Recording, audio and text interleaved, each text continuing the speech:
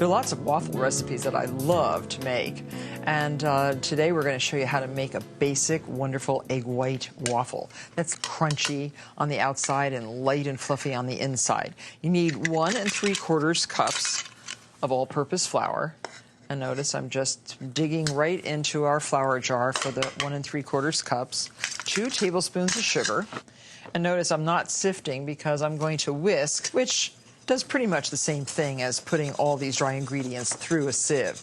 And we need 4 teaspoons of fresh baking powder.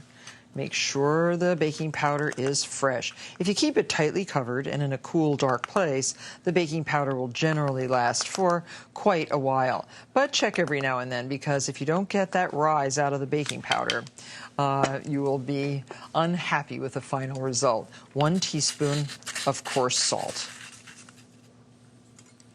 There. Now whisk all this together. Now preheat your wonderful waffle iron. We have this new non-stick waffle iron that I think is really great. This is available through marthastewart.com. It looks good and it makes delicious old-fashioned square waffles. And we're going to add in another bowl 2 egg yolks. Save the egg whites in another bowl. 1 3/4 cups of milk and 1/4 cup of vegetable oil. So that is 1/4 cup. Mix that in with the egg yolks. And you could substitute melted butter, melted margarine for the vegetable oil if you like. 1 3/4 cups of whole milk.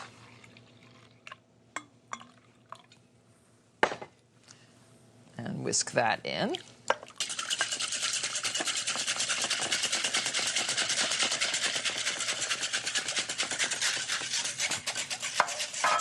Now, if you're going to have a big brunch with a lot of people, and I generally have, I don't know, 8 or 10 or sometimes even 16 people for breakfast, get this far along in the process and just have everything measured out, your liquid ingredients in a bowl, your dry ingredients, and your egg whites, and just wait until the guests arrive. So now we're going to add the wet ingredients into the dry ingredients and mix just until there are no big lumps. And this should be done just before you want to cook the waffles. And now beat up your egg whites until they're glossy and stiff.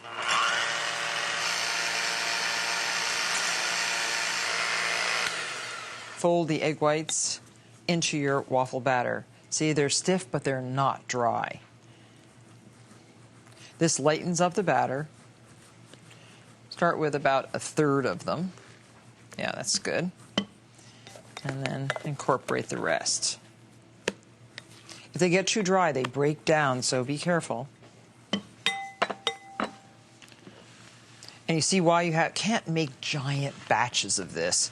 If you make too many at one time, if you double or triple the recipe, you will have trouble incorporating the egg whites into such a large mass. So just make one batch at a time. You can do it in several bowls. And there you have a nice, light, fluffy batter. And each waffle takes about 1/3 cup in each section of the waffle maker. So this is a 1/3 cup measure.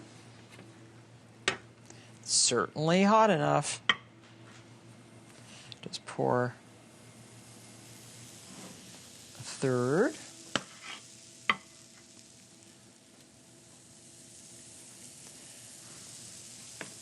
When I bought my house in Maine, it came with the waffle makers. And there are 4, so that we can make 4 big waffles at a time. And it's lots of fun to have them all going at one time. And that way people don't really have to wait. The original waffle irons were originally produced in Germany or Holland in the 13th century. And those were those big, heavy cast iron, beautifully decorated waffle irons that you put right in the embers of your stove or on the top of a fire. And they still work today. We still have some irons like that.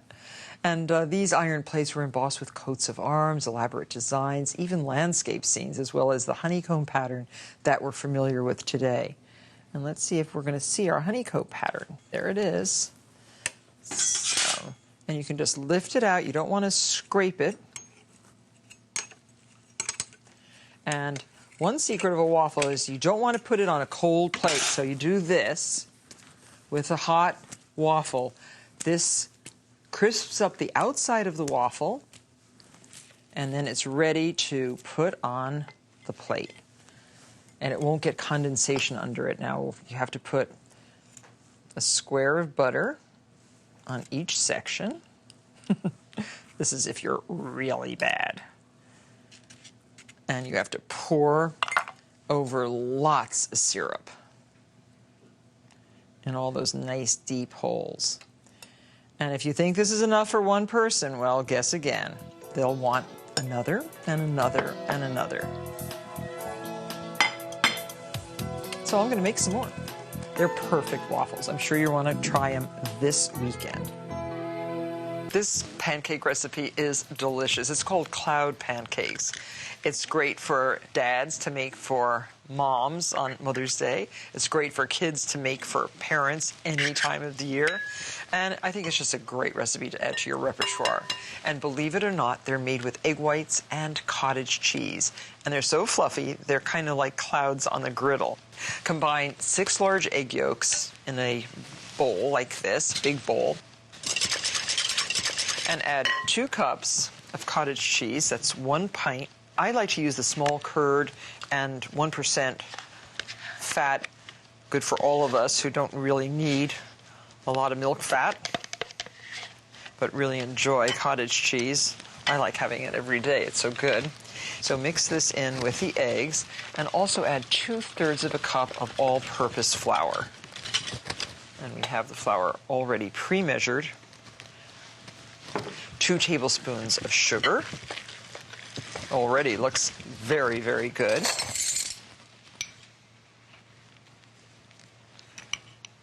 And 1 teaspoon of coarse salt.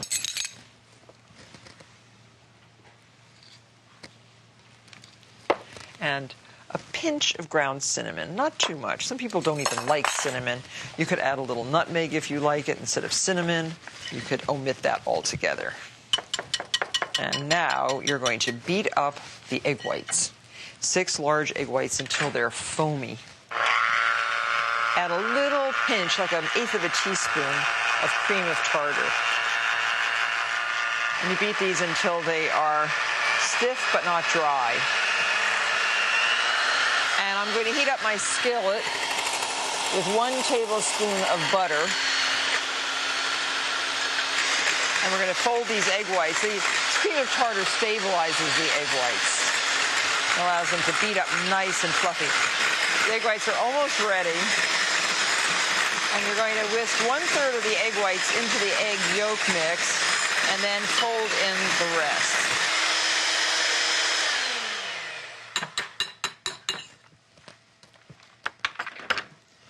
So now we're going to use 1/3 and kind of lighten up the mixture. You can do that with the whisk or the rubber scraper.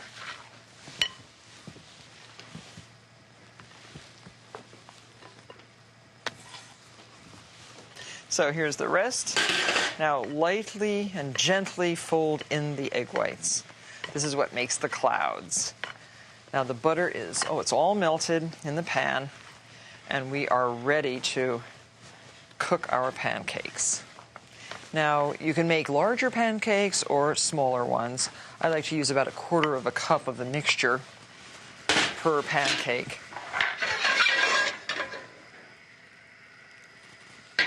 Just get that all over the bottom. And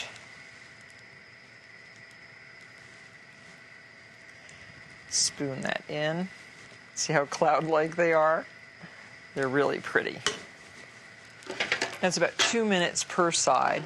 And we have some pure 100% maple syrup and some blueberries and nice warm plates. Always have warm plates for pancakes. And just check the bottom. You want them to get nice golden brown color. Beautiful. Don't they look nice, light, and airy? And one. Well, these flexible spatulas are great. Now, the cottage cheese is a very nice source of protein. These look done. They are so fluffy. Beautiful. Kind of like souffle pancakes. And just keep making them to order. You can top them with a little bit of syrup. And if you like, sliced bananas, sliced strawberries, blueberries, raspberries. Now, this is something I wouldn't mind getting. How about you? One of the things that I really love for breakfast, even though I try not to eat it on a regular basis, is bacon. Just sprinkle about a half a cup. This is 1.75 pounds of bacon with about a half a cup of brown sugar. This is dark brown sugar. We're using corncob smoked bacon made by Comstocks, and this is in Vermont, in Barton, Vermont, and you can order it 1-800-89-BACON. Now put this into a 425-degree oven and bake it until it's crisp. That takes about 15 to 20 minutes. While it's cooking, you can just start your batter for your wonderful waffles, and it's breakfast on the table in a short period of time.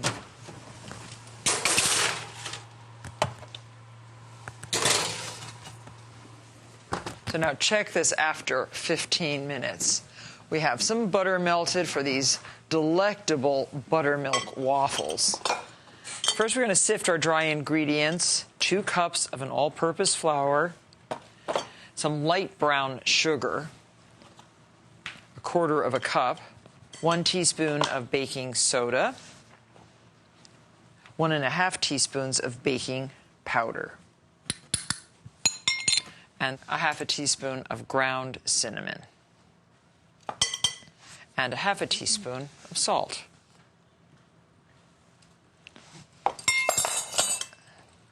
Now sift these dry ingredients together, getting out all the lumps, especially the lumps of the brown sugar. And now separate 3 eggs, egg whites in one bowl, and egg yolks in another. And we're going to add 2 cups of a non-fat buttermilk and 8 tablespoons of butter that's been melted and cooled. And we also want to add the most delicious vanilla flavoring. And the nicest way to do that is to slice open a vanilla bean. These are the big, fat Tahitian vanilla beans that are available in some of the gourmet stores. Now just take your knife and drag it along. If you don't have a vanilla bean, just use a teaspoon of vanilla extract, good vanilla extract. And now you pour this right into your dry ingredients.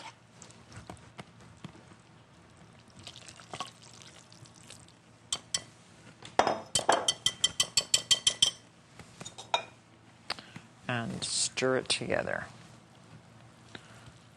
Waffles, I think, are best when the egg whites are whipped and incorporated into the batter. It makes the batter really light and delicious. And now I'm just going to beat these up with a hand mixer. Make sure that the mixer is grease-free. Mix these up until they're nice and fluffy. You want the egg whites stiff but not dry. Notice I'm just gently folding the egg whites into the batter. You don't want to break down the egg whites. You just want to make sure that they're pretty much incorporated. And now with a ladle, you need about 1/4 cup of batter in each section of the waffle iron. This is a Belgian waffle maker. And it's hard to gauge the first time out here. So it's almost better to put too little for the first waffle than too much, because then you have waffle all over your kitchen counter. But that happens. Each waffle is going to take about 5 to 7 minutes. And when the first waffle is ready, your bacon will be ready. So now let's take a peek. Look, they look nice and golden brown. Now just loosen them with a little spatula if you like. And the secret, according to Don Chapelet, is to do this with your waffle so that it dries. Well, it's very hot. It dries, and there, that's nice. And then just put it down. If you like, you can cut this into serving sizes, although I know plenty of people who can eat an entire waffle.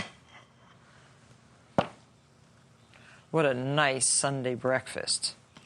And now we have to check our bacon. I think it is done. It looks really, really good. I've lined underneath this rack with some paper toweling just to catch the last little bit of bacon drippings. And you can use a tongs if you like and just put the bacon. You don't want to lose that brown sugar topping, so be careful as you take it off. If you let it cool just a minute or so, the brown sugar stays right on top. And here's our second waffle. Very hot. Don't forget, do Mr. Chapelet's thing, just like that. It seems kind of silly, but it really works. And now you're ready to serve a really delicious breakfast. And now we're ready to cook our Swedish pancakes. Do you need your little spatula? Yes, thank you very much. So the pans are all preheated. They're all preheated, and you have to keep adjusting the heat a little bit to get it just the right temperature because they can cook too quickly. While you do that, why don't I just finish up the fruit? Okay. And this is another feature that I just love in this kitchen, this cutting board that's under the counter. And the brilliant part is the garbage pail right under here. This is great. So I'll cut a couple mangoes. Well, that sounds great. I love serving fruit with these pancakes. I just think it complements them so nicely.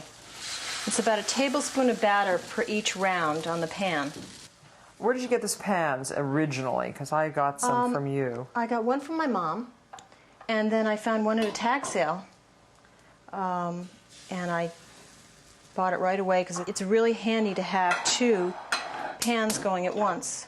Rita, what do you call these Swedish pancakes in Norwegian? In Norwegian, we call them svenska pannekakor, which is direct translation Swedish pancakes, and in Swedish they're called plättar. Well, the fruit is ready. Here's your platter. Oh yeah, I'm ready on this batch, I think, just about. Oh, yes. This pan is a little hot. I like them dark. Yeah, that's the way I like Yeah, them. I like that dots on them. Because they're nice and tender looking.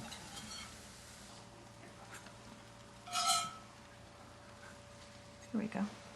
These are still not done yet. I'm going to start some more. Guess what? I can't wait. I am going to sample this with lingonberry. The lingonberries taste a lot like cranberries. I'm going to look for them this summer.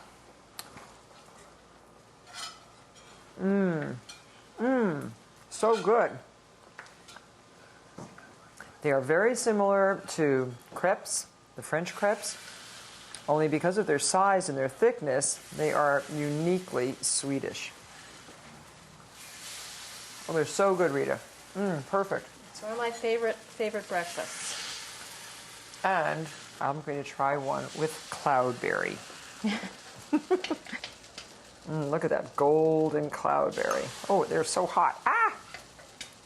But they're best eaten just like this. Better save some for the children. Well, there's no better way than with Swedish pancakes to christen this wonderful new family kitchen at the Christensen house.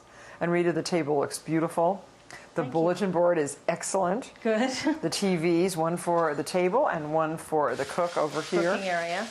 Lots of wonderful space for all the small appliances. The refrigerator, this double door large refrigerator, giving enough space for the entire family's food. I think you have really managed to fit everything into this dining room kitchen. Congratulations. Thank you very much. I appreciate it. So put those last few. Got the And last Christina, Kirk, everything's ready. Oh, I bet they can't wait. They look delicious. Hi, George. Hi. Okay. There. Guys, help yourselves. They look great. I'll dole out. Do you want syrup on yours or powdered sugar? Syrup, please. Syrup. Well, George, congratulations. You did an amazing job, and what a transformation. Well, it's 5 years in planning and 3 months in construction. And 15 we're years of very wishing. Yes. I Yes. talked about that. The 15 years, and the 15 years of complaining. Right. Okay, now you got it. You have your wonderful dream kitchen, and best of luck in here. And well, you children enjoy it and cook up a storm, okay? We'll have fun. Thank you for coming. Thank you. How many more can you eat?